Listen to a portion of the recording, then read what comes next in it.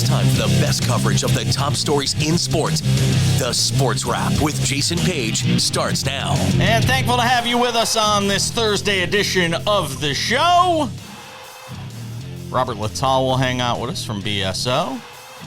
Sammy Arnell will drop by in 10 minutes as well, as we have a conversation to begin the program today with my friend Brian Kenny, who I just love talking baseball with. Joins us on the program in a very busy week around Major League Baseball. And Brian, I'd be remiss if I didn't start it with a thought on Willie Mays, who is still at the top of everybody's mind, passing away at the age of 93 this week. When I say Willie Mays, what is the first thing that sort of pops into your head? Well, for me, I'm always comparing players and comparing Hall of Famers and the upper echelon. And I made the case yesterday. You could make an argument, and not just for the sake of argument, but a legitimate argument that this was the greatest baseball player who ever played. And I would say that, no disrespect to Babe Ruth, obviously, Ruth was the most dominant player. There's no question about that, and I don't think that's ever going to change. No matter what Shohei Ohtani ever does, Ruth pitched, changed the game offensively. However, baseball was not just an integrated sport by the time Mays was playing, but it was a more mature sport. Most of the country, the top athletes played baseball. And by the time you get to the 1940s, 1950s, you just had a bigger population devoted to playing baseball, as opposed to the early days where we saw Ruth, Honus Wagner, Rogers Hornsby, Walter Johnson, Cy Young, dominated the competition. There were a few players that just played a lot more that were the best in the world, and they could dominate. So their statistics will never be matched. Mays was an all-around great and just has the edge for a variety of reasons. I could do an hour on it. But even over Stan Musial, Hank Aaron, Willie Mays, Mickey Mantle, Joe DiMaggio, there are very few guys you can even throw into the mix that would say, is this the best player of all time? Where I land is Willie Mays is the greatest player of all time. One of the things I'm thankful for is the fact that we got to celebrate him for so many years. So many times we lose people while they're still youngish, vibrant-ish. And it feels like we've been celebrating him for so long. So while I'm sad he's gone, at the same time, it feels like we got it all out. This guy knew he was loved. Well, yeah, I think Mays and Aaron, the late Henry Aaron, who died 3 years ago. It always seems like last year. It's 3 years ago. They spanned generations. They played in the Negro Leagues. They were Mays was at least in the heyday of the golden age of New York City baseball. I look at it too. My father, who is since passed away, was watching these guys play in person in the 1950s, and I got their baseball cards when I'm like 7, 8 years old. They were already living legends by the early 1970s, and then because of the Hall of Fame, you get to see them most every year, and I'm up there every year, of course. But yeah, you had to run. They were through the whole memorabilia craze, and then to even get through all of that and still enjoy their golden years. Yeah, I looked at it too, Jason, when I was part of the breaking coverage, on MLB Network that night, and I treated it more like a celebration of life. Again, when you've been through it, when you've lost your parents, your in-laws, and you've been through that generation of loss, you realize 93 is good.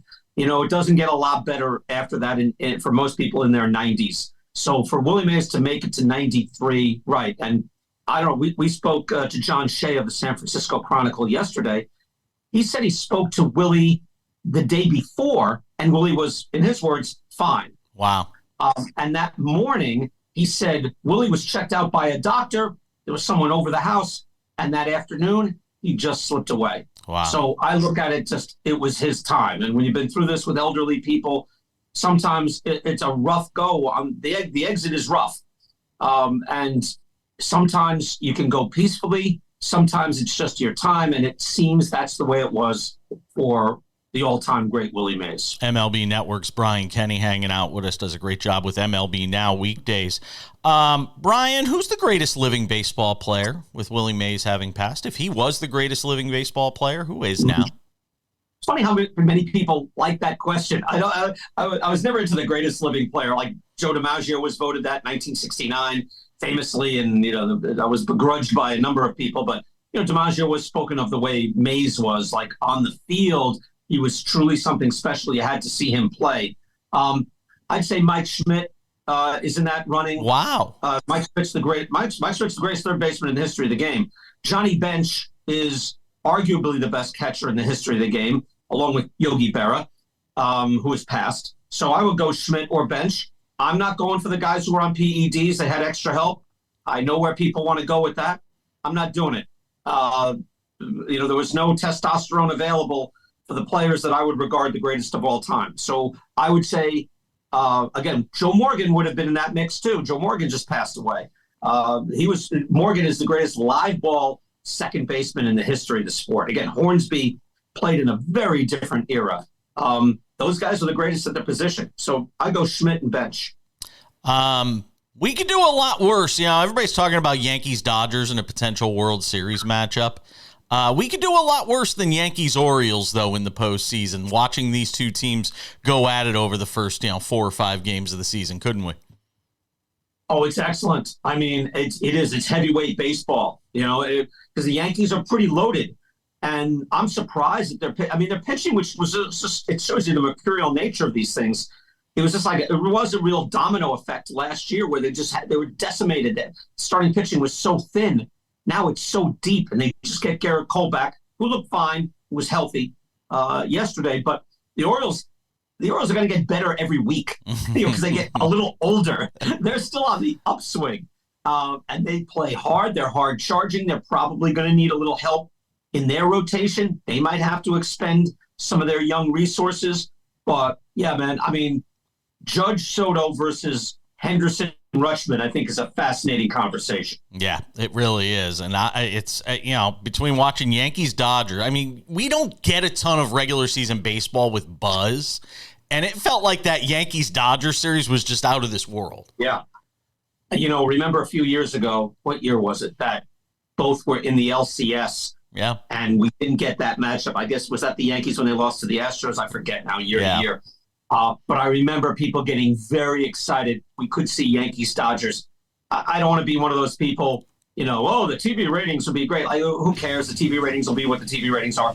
But, wow, Yankees-Dodgers. I just remember a few years back when it looked like it could have been when they were both in the League Championship Series. They were talking about the possibility of Game 1 tickets, like $1,000, things like that. It would be hot. Yeah, and it would, to your point, Jason, it would be great. It's not just, it's media matchups. No. It's the top heavyweights, tremendous clubs, and Yankees, Dodgers. Yeah, everyone's again, Orioles, Phillies is your next best, which is also good. That's kind of what most people are pointing to. Also, just as probable, maybe more probable.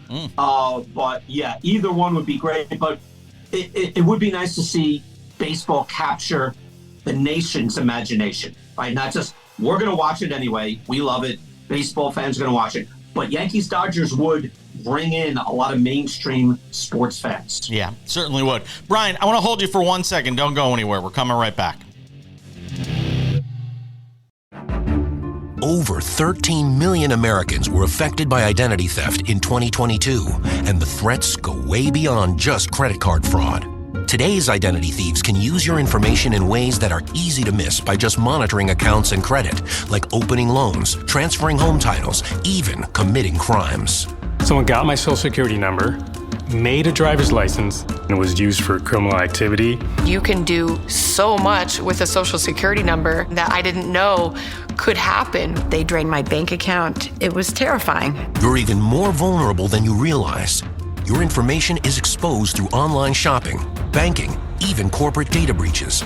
No wonder there's a new victim of identity theft every 3 seconds.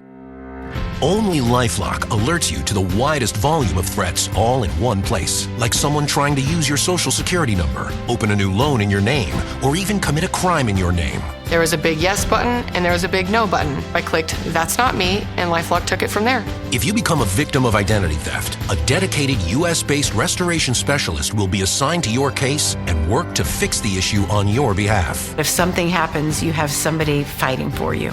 All LifeLock members are backed by the LifeLock $1 Million Protection Package, including reimbursement for stolen funds, personal expenses, and coverage for lawyers and experts up to $1 million. It can be dangerously easy to steal your identity. With LifeLock, it's easy to help protect yourself. I will be with LifeLock forever. Join the millions of people already protected by LifeLock. And for a limited time, save 25% on your first year with promo code 25TV. All plans include a 60-day money-back guarantee. Call 800-710-7531. Or visit lifelock.com/25TV to save 25% on your first year of identity theft protection. Enroll now.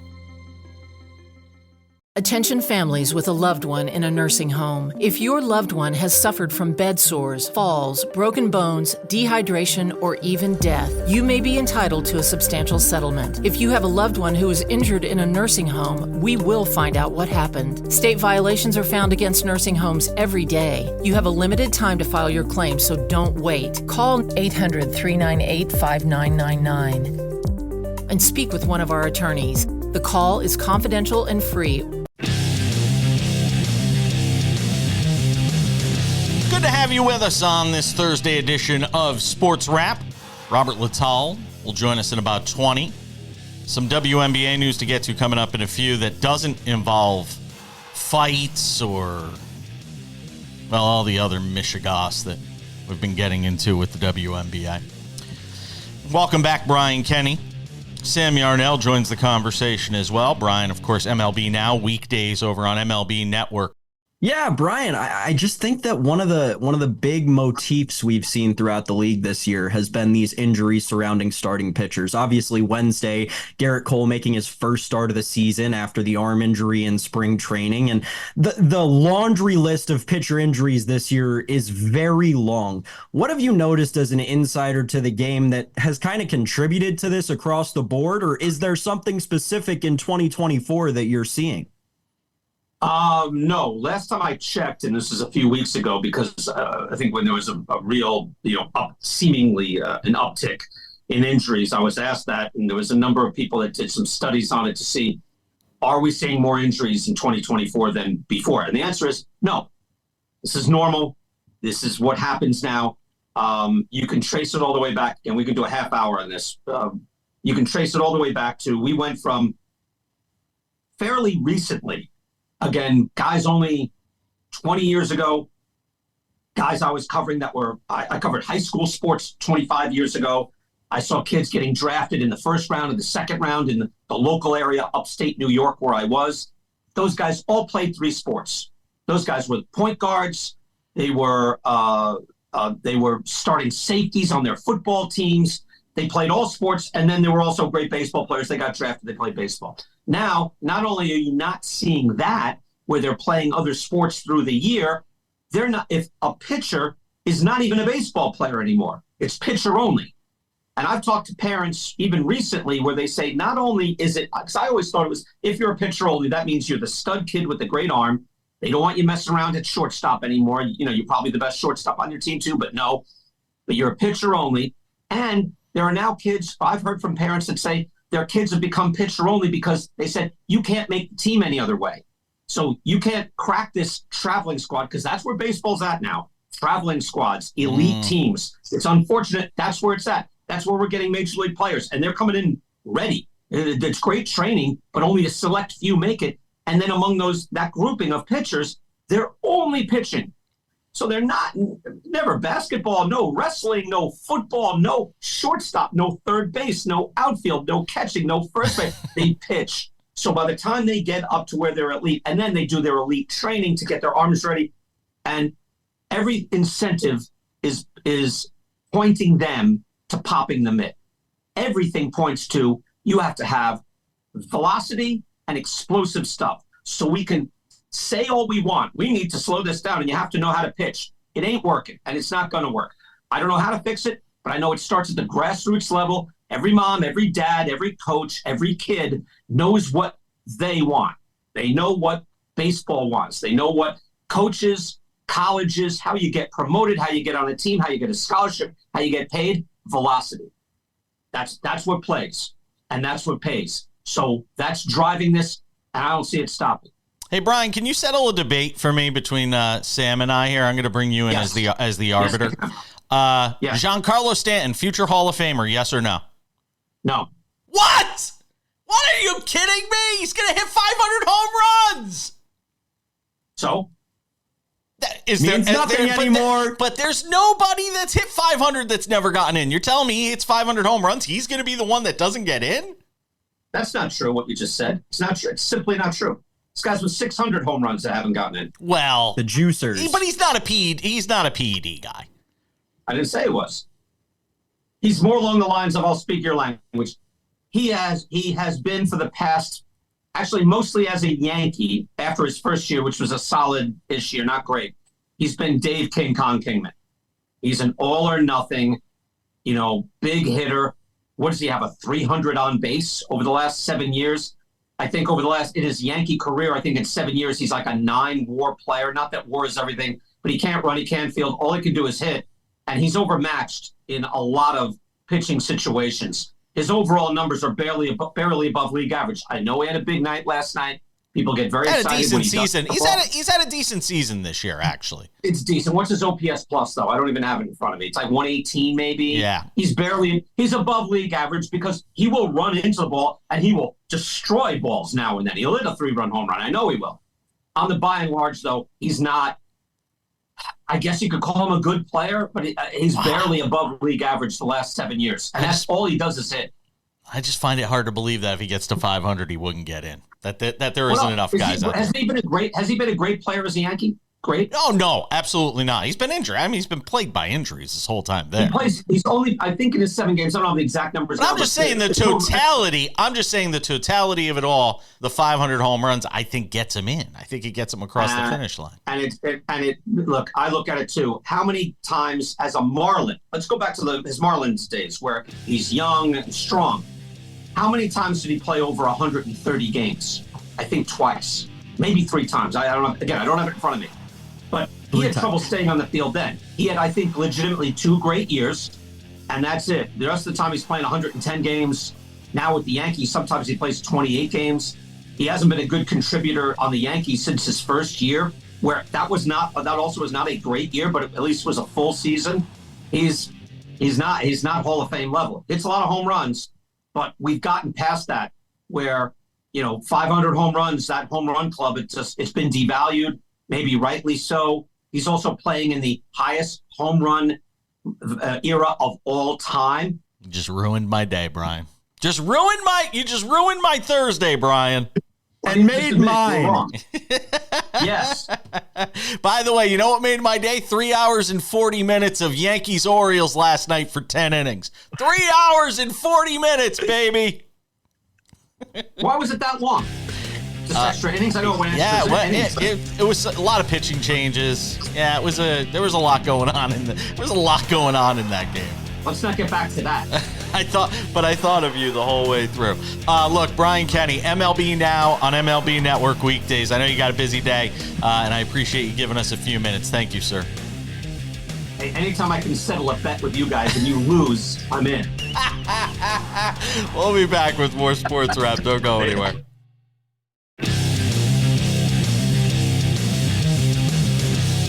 Appreciate you being with us on this Thursday edition of Sports Wrap. Robert Littal, Black Sports Online founder, will join us coming up in about 10 minutes. Go around the sports world with him on some of the top stories from this week. Also a reminder, our show airs all over the country, different affiliates, different times of the day, sometimes different days of the week. Sometimes we're only on the weekends. Sometimes it varies depending on the affiliates we're on. And being a new show, that just kind of comes with the territory. One great thing you can do if you want to, 1, support the show, 2, be able to have it whenever you want it, is to check out our podcast, Sports Wrap with Jason Page podcast. It's available on all your favorite podcasting platforms. You can watch the show through Spotify. If you want to get that version of the podcast, you can go and do that. But it's available for you every afternoon, Monday through Friday. Go and check it out. Available on Spotify, Google Play, Apple Podcasts, iHeartRadio, TuneIn, anywhere you get your podcasts. Go and check that out.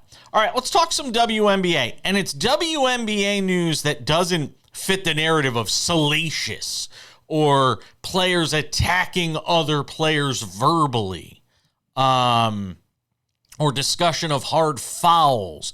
It's actually discussion of the WNBA. It's actually talking about the wins and losses, the games actually taking place. The Indiana Fever were 3-10.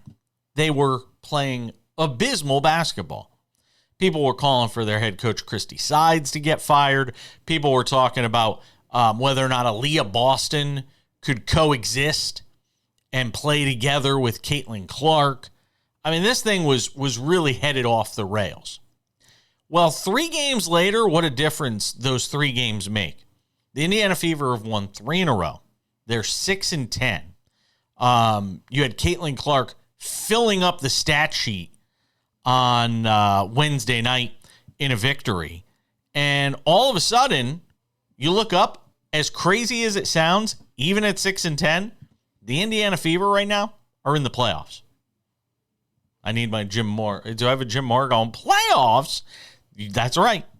They are the 8th seed right now in the 12-team WNBA at 6-10. And interestingly, the team that is just below them in the standings, the Chicago Sky, at 4-9, those 2 teams will meet this weekend in what is now being billed already, which is kind of crazy when you talk about a 4-9 and 6-10 team. This Sunday, there may not be a higher ratings number in sports on Sunday. There may not be a higher ratings number than a WNBA game. Marinate in that for a second. 6-10 Indiana, 4-9 Chicago as of Thursday. Those 2 teams will meet on Sunday in a primetime showdown between Angel Reese and Caitlin Clark. And it might be the highest rated thing in sports on television this Sunday. It's pretty wild. Think about sort of where this league is right now. And trust me, as much as Angel Reese doesn't want to hear this, there are more people tuning in to see her than tuning in to see Caitlin Clark than tuning in to see her on that day. But I will give Angel Reese some credit in one regard. She recently sort of stepped up with the injury to Cameron Brink. Did anybody see this? Cameron Brink, who's one of the big up-and-coming stars, was part of this great draft class in the WNBA, was injured on Tuesday night at Mohegan Sun Arena with the Connecticut Sun taking on the LA Sparks. Cameron Brink went down very awkwardly, and it turned out she tore her ACL, and she's going to miss the rest of the season. And she's not going to just miss the rest of the season. She's going to miss out on being part of the Olympic team. And as devastating as it might be for her to miss out on the rest of this rookie WNBA campaign, it's probably just as, if not more devastating, to miss out on an opportunity to be on the 3-on-3 basketball Olympic team. Because the Olympics are only every 4 years. And you're not going to get that opportunity that often to play. And I give a lot of credit to Angel Reese because she stepped up as soon as we learned about the severity of the injury, and she came out to support Cameron Brink. Called her Barbie girl or something like that. And so it does go to show you there is still this camaraderie around the league. It isn't all of this jealousy or vengefulness that a lot of people are trying to create the idea that that's all that exists. I think ultimately all of this is going to settle down. I think eventually, once we get through, the Olympics and all that, and we get back to the sort of second half of the WNBA season, I think a lot of this, I don't know what the word I would use, the best word I would use. Usually I'm never at a loss for words. But this tension that exists around the league right now, I think a lot of that is going to calm down when we get out of the Olympics. I really do. Because you got teams getting into the stretch run, you got teams trying to get into the postseason. I think it's going to calm down quite a bit. But keep an eye on the Fever now. They've won 3 in a row, and I get it. They beat the Mystics, who have 2 wins, and it's like clubbing baby seals because the Mystics have just been, basketball in the D.C. area right now.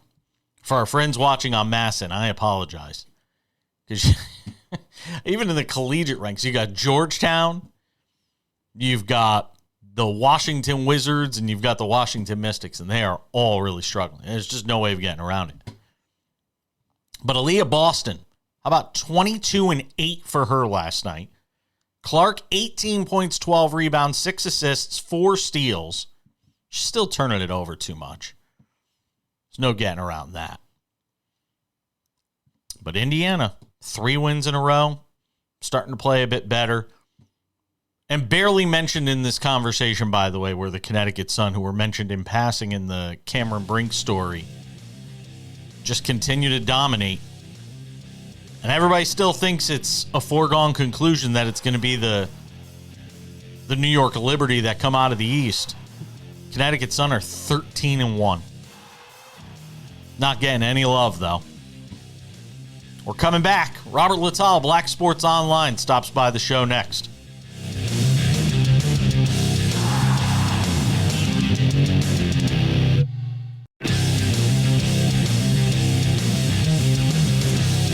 Thursday edition of the show continues. Spend a couple of segments on this Thursday catching up on, well, some of what we've discussed, but some that we haven't discussed. Our friend Robert Littal drops in. Black Sports Online, founder. All right. NBA Finals are done. We'll get into that in a little bit. Big news of the week, obviously, is the passing of Willie Mays.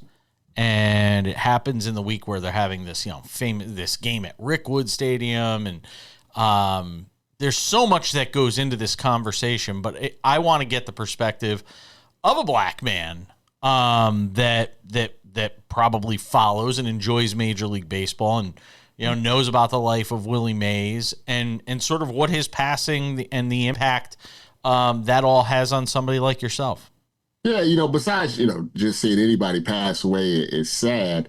It really makes you feel like we had all these legends of Major League Baseball, and they're getting obviously up in age, and we've seen some of them pass, and then it makes you kind of think of present day. It's like, who are our kids, especially like black kids, 20, 30, 40 years from now? Are they going to have anybody like a Willie Mays, Hank Aaron, even, going Barry Bonds or Ken Griffey Jr.? You know what I mean? It's that generation, I guess, after Ken Griffey, Barry Bonds. You really haven't had that standout African-American player that you can, kind of hang your hat on and everybody talks about with reverence. And it's kind of sad, to me, as someone that's watched baseball pretty much, all his life. If somebody came up to me right now and said, "Hey, Rob, who's a black, baseball player that I can follow?" Maybe I say Jazz Chisholm, something like that. But it's he's in a little hot water too lately. But it's unfortunate that there's just no one that just comes to mind just for the general audience. These days we need a Caitlin Clark, to be perfectly honest with you. Yeah, it's funny. I'm thinking one of the things I was talking about, Brian Kenny, who joined us earlier in the show from MLB Network and the host of MLB Now. We were talking about it, and I said the one thing I love about the Willie Mays story. 93 is an amazing run. We should all be so lucky to make it to 93, but not just the fact that he made it to 93. This man was celebrated for the last 25 years. It wasn't as if, his death snuck up on us and we didn't get to appreciate and enjoy and celebrate his career. This guy, this man, this legend of the game, was really celebrated for so many years. And that's one of the things that I sort of take away from all this, that if I could wrap myself in anything to feel good about the Willie Mays story and his passing this week, it's that the man knew he was loved. Yeah, ideally, I mean, that's what we all want. As we get older, and we can look back and say, first off, that we had a good life. Hopefully, we have people in our lives that remember us, well. We've touched people in a way that when we're gone, we know our legacy, potentially can live on, through them. And that just doesn't have to be, kids or spouses. That could be friends or just someone that you talk to one day at the bus stop or in the airport or something like that. I think that's what we all want in life. And, we can't be Willie Mays. We're not all 5'2", baseball players that can do a little bit of everything. But I think a lesson from Willie Mays and others like him when they pass away and you see the way that people speak about them is that, when you are getting up in age, that's how you want people to feel about you, even if it's on a much smaller scale. It's kind of funny. I was talking about with Brian. I said, I wonder who people would consider the greatest living baseball player, like retired or playing, but obviously more retired. Who's the greatest living baseball player right now? And he said he refused to put the PED guys in the conversation. So he wouldn't say Bonds, who a lot of people might argue is the greatest living baseball player. Regardless of what you think of the PED stuff, people still would have thought he was going to be a Hall of Famer, even if he hadn't used. And then I just thought about it.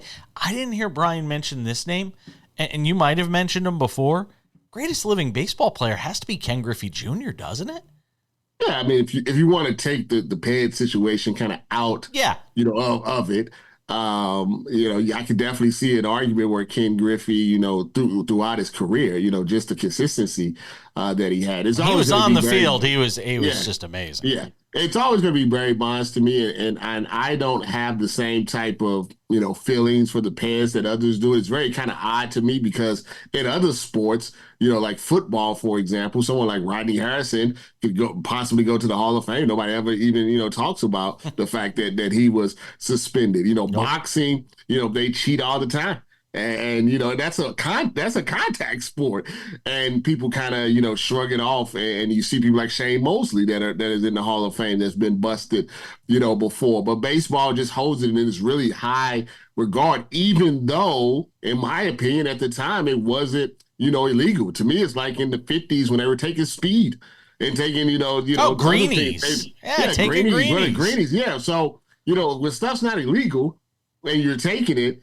To me, I mean, I don't see what a problem is with it. Now, if you make it illegal and you say, this is something that you can't take, then that's an issue. But Bonds and McGuire and Clemens and A-Rod, they were in an era where that part of it wasn't in the thing. So to me, they all should be included. And one can say that A-Rod is a little better than Ken Griffey Jr. I'm sure people can argue that if you didn't care about the PED situation. I'd say this: put them all in. Fans are smart enough to know what they saw with their own eyes. They can discern what era there was dead ball eras. There was eras without blacks in it. People are smart enough to know what they saw. We'll do more with Robert on the other side.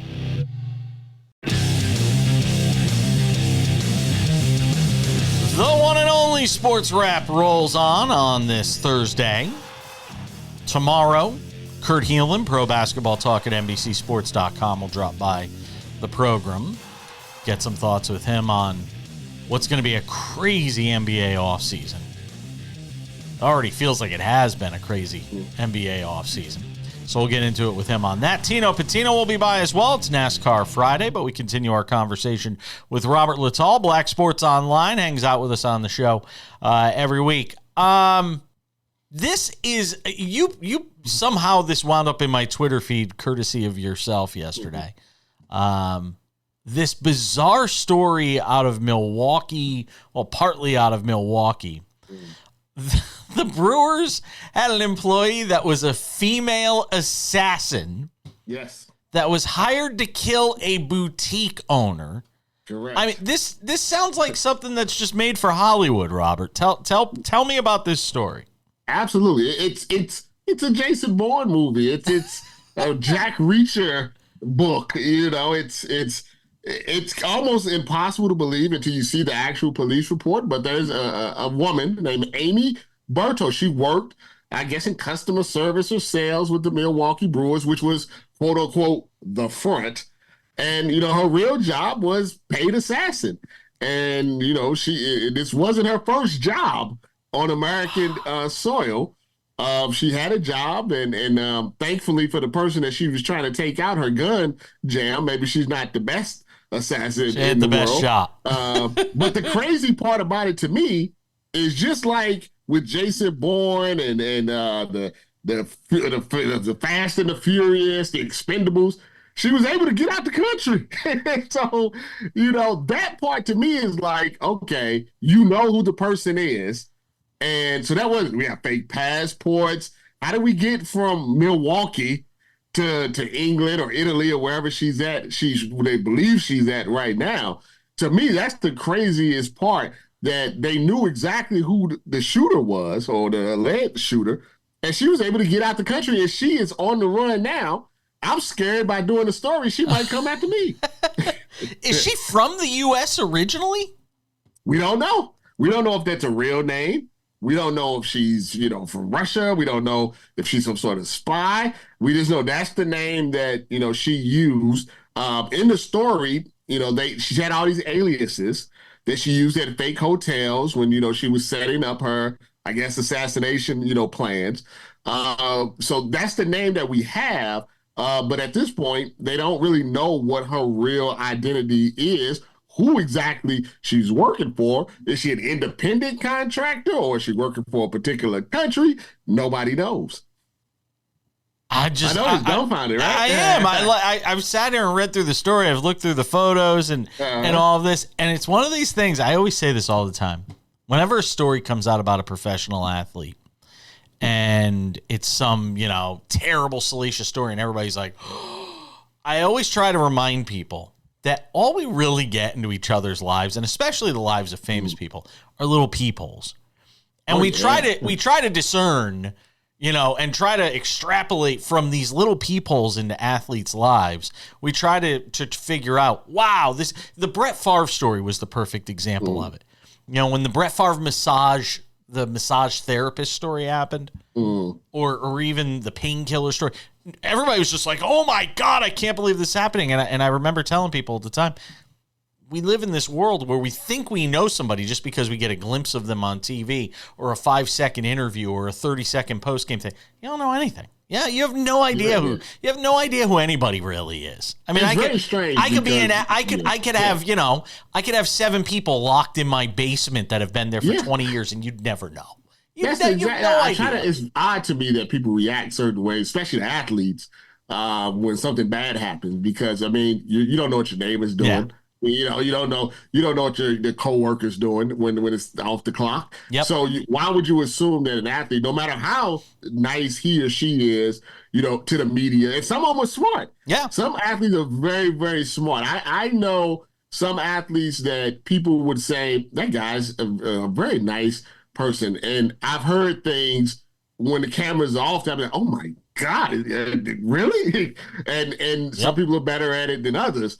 So in this world, obviously, especially from this story, is that the lesson here is that just don't assume anything about anybody, because the person that you could be sitting next to having coffee with in the morning could be a white lady that looks as white as American pie, and she could be out here being an assassin. Yeah, you better have some security at your door. I've only got about a minute or so here. Stephen A. Smith, $20 million a year is the discussion around his new potential contract. $20 million a year, and he's going to talk about the NFL.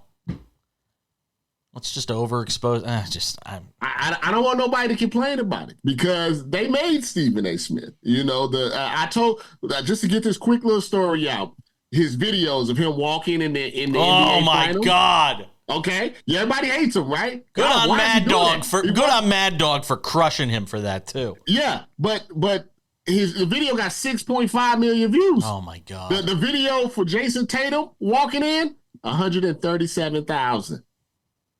It's amazing. It blows your mind. And I'll say this: he is a product of the ESPN ecosystem, because I will say, you take him out of ESPN, He's Chris Broussard with better clothes. I'll be curious. He is Chris Broussard with better clothes if you took him out of ESPN.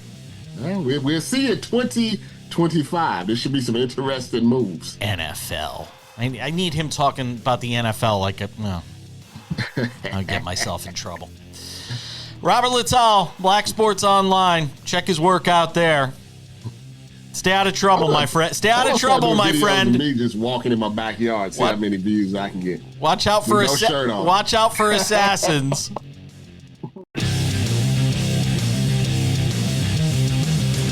All right, just about time to put the wraps on this baby for a Thursday. And once again, a reminder, if you have not checked out the podcast, go and get it.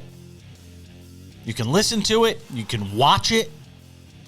It's available on Spotify, Google Play, Apple Podcasts, TuneIn, iHeartRadio, anywhere you get your podcasts. Maybe the TV show doesn't air in your part of the country. Maybe it's not on 6 days a week. Maybe it's only on the weekends. Maybe it's only on the weekdays. Maybe it's different times, all of that stuff.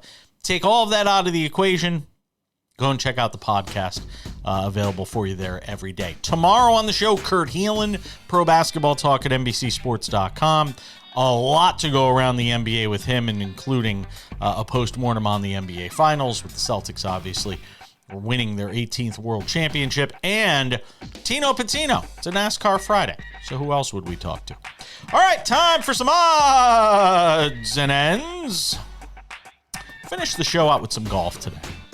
Tiger Woods' kid, Charlie Woods, making a name for himself, 15 years old, qualified for his first USGA event. This would be the U.S. Junior Amateur taking place next month at Oakland Hills in Bloomfield, Michigan. Woods had a double bogey start at Eagle Trace Golf Club, finished with a 1 under 71. He was the medalist from his qualifier, and that was one of 4 players to get out of that particular site. He was 14 when he qualified for his first U.S. Junior, where he reached the semifinals. But now he is trying to win. Tiger was 14 when he reached his first U.S. Junior, I should say. I said Charlie Woods. Tiger reached his first U.S. Junior when he was 14, won it 3 straight times. Might be a lot to expect of Charlie Woods to match what his father did, but he's certainly on a trajectory right now, isn't he? He's certainly on a path that feels like it's taking him to the PGA Tour within a few years. Here's something I want to talk about real quick. We have so much conversation in America right now around the idea of LeBron James playing with Bronny James, who could potentially draft Bronny James into the league. Draft Bronny into the league, and maybe you'll get LeBron to come to your team. The idea of them playing together. LeBron has mentioned it plenty. Bronny hasn't talked about it as much, but LeBron's talked about it plenty. We'll see if that winds up happening next year. We don't talk about the idea much. But Tiger Woods is, 48 years old? There is still a very real possibility, unless he just shuts it down at the end of this year. And look, there was conversation this could be his last U.S. Open. There is the possibility, the real possibility, that we get to see Tiger Woods and Charlie Woods teeing it up in the same tournament. And I'm not talking about the father-son event that takes place on the PGA Tour. I'm talking about Tiger and Charlie teeing it up at a PGA Tour event. Tiger's not planning to play a lot of the regular tour events. I know they gave him this lifetime exemption to play in the elevated events, and we talked about that on the show this week. You got to wonder if we're only a couple of years away potentially from seeing Tiger and Charlie tee it up together in a PGA Tour event. And I wonder if that's one of the things that Tiger Woods is hanging around for. You don't hear him talk about it a lot, but certainly something that is a possibility. Speaking of the PGA Tour and guys who are currently in the mix and in the conversation, We obviously talked a lot about Rory McIlroy this week and his failings at the U.S. Open last weekend. I have a column. It should be up on Thursday over on MSNBC.com about Rory McIlroy. I would encourage you to go and check it out. He is not playing the Travelers Championship this week. A whole lot of good players are. Scoring is going to be insanely low for that event. It is every year. It's the soft landing for PGA Tour players coming out of the U.S. Open, where it's just brutal out there for 2 days or 4 days, however long you make it. So for a lot of these PGA Tour players, they go there just to sort of reacclimate themselves with playing sort of on a normal course. Scotty Scheffler, by the way, is your favorite to win the Travelers Championship as of Thursday morning at plus 300. Xander Schauffele at 800, and then a whole bunch of other guys, Colin Morikawa and so on. You get into the 4-digit numbers, but don't be shocked. Don't let your jaw hit the floor when you watch, 25, 26 under wind up being the winning score at the Travelers Championship. It winds up being that just about every year. Some of the best players in the world have won that event, and it's one that has a place near and dear to my heart because for years I hosted a sports talk show in Connecticut. And for our friends watching us on the Wax in Connecticut, thank you for watching the show. We appreciate it. But for years, I got to go out and cover the Travelers Championship. And I got to do live broadcasts from the Travelers Championship. And it was one of my very favorite things I got to do every year. They raise a ton of money for charity. The folks at Travelers do a great job running it. Nathan Grube and company there. All the best to them on another successful event this year at the Travelers Championship. All right, that's going to do it for us. Thank you to Brian Kenny, Robert Littal, Sam Yarnell, who made the cameo. We'll catch you back here tomorrow with Kurt Heelan and Tino Patino. Until then, I'm Jason Page. We'll see you.